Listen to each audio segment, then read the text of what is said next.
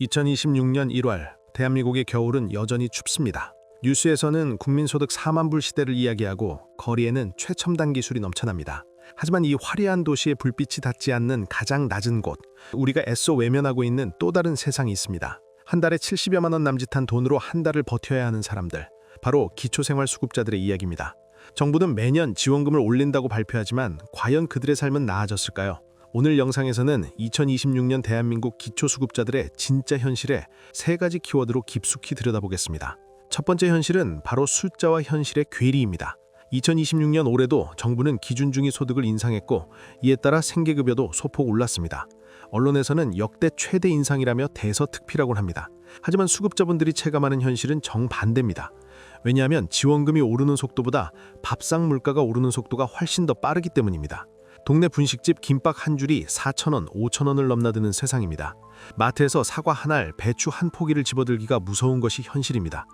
1인 가구 수급자가 손에 쥐는 생계급여는 70만 원대 수준입니다.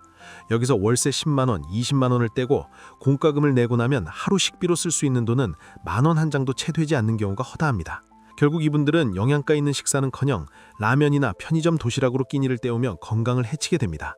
통장에 찍힌 숫자는 조금 늘었을지 몰라도 실제로 살 수 있는 물건은 더 줄어든 것이 2026년의 냉정한 현실입니다.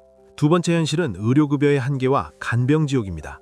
많은 분이 기초수급자는 병원비가 거의 공짜 아니냐고 생각하십니다. 맞습니다. 급여 항목에 대해서는 본인 부담금이 매우 적거나 없습니다. 하지만 진짜 문제는 비급여 항목과 간병비입니다. 나이가 들어 거동이 불편해지거나 큰 수술을 받게 되면 누군가의 돌봄이 반드시 필요합니다. 하지만 간병비는 의료급여 혜택을 받을 수 없습니다. 하루 15만 원이 훌쩍 넘는 간병비를 감당할 수 있는 수급자는 없습니다. 결국 가족이 없는 독거노인 수급자들은 아픈 몸을 이끌고 혼자 버티거나 요양병원의 가장 열악한 병실을 찾아 전전해야 합니다. 또한 MRI나 특수검사 같은 비급여 진료가 필요할 때마다 이분들은 병원 원무과 앞에서 한참을 망설이게 됩니다.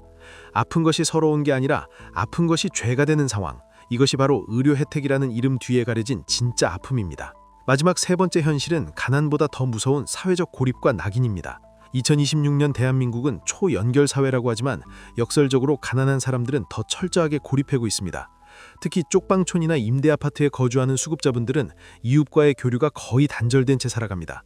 정부에서 지급하는 바우처 카드를 쓸 때마다 계산원이나 뒤에 줄 선 사람들의 눈치를 보게 된다는 분들이 많습니다. 젊은 사람이 왜 수급자냐, 세금으로 편하게 산다는 주변의 따가운 시선과 편견은 이들을 집 밖으로 가오지 못하게 만듭니다.